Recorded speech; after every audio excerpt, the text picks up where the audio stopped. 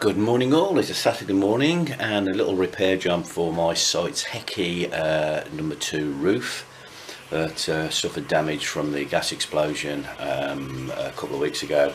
The parts have arrived and here they are. I'll just spin you around. Basically these are the parts. These are what's smashed off, which are the press button that you lock onto the window and to the frame, and then there's the bag of little nuts and bolts with those. That was just under 30 quid, I think 28 quid shop around, somewhere about 18-19 quid a side, but you need a pair of course. So today's little job is to replace these. Weather's not brilliant today. I'll spin you around again, sorry about that. Weather's not brilliant again, but it doesn't look like rain, so hopefully I'll be alright to do that. I've got to get up on the ladders, step ladders, because they're actually held in on the clear window section in the top, and there's a couple of plugs and screws to undo. I think once you undo them, the whole mechanism comes out. Then it's just a question of swapping things over. I'll take you through it and see how we get on. Anyway, cheers folks, catch you all in a bit soon. Just having my breakfast and a cup of tea. Cheers. Well, this looks, the only thing that seems to be a little bit iffy is the dampers, the shock absorber damper things.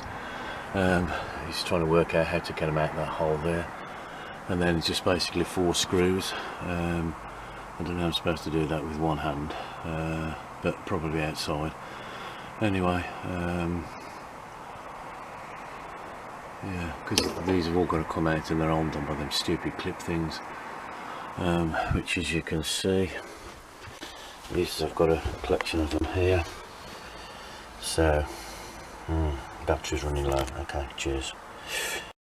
Right, the best tool for the job I found to get those caps off is a knife, and I can just get it in there and poke it off. Hope you can see that. The knife has got a little bit of a tip missing, but I always did do. But I found that going in there to treat, I couldn't get nothing else in there, couldn't get a screwdriver in or nothing. So I've popped them off and I've popped the shock absorbers off. So now, in theory, I should just be able to undo 4 screws and take all this black off. So here we go folks. It was easy enough to unscrew, but whether I can get it back on by myself, I don't know. But that's how it goes, that's how it is. So I've just got to change those black things, as you can see where they've broke here.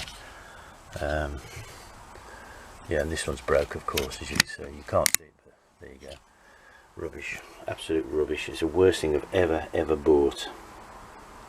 Right, to put them little clips on there, I found these ideal. Just squeeze, and I've managed to get, there's a little gap in there to hold it, so the pin and then the cap fits on nice. Okay, so that was not too bad. Both sides done. Okay, right, let's see if I can get it back into the holes. Ooh. Right, job done. The only difficult one was these little caps on the shock absorber, but I still managed with the pliers, which are these. Are a bit of a fiddle on your own, to be honest. That is a fiddle. But yeah, so the locks are back in place, as you can see. Very flimsy, absolute rubbish. This has been nothing but a flipping problem ever since I fitted it, really. Anyway, sorry. Anyway, that's the little job done for today. Cheers folks.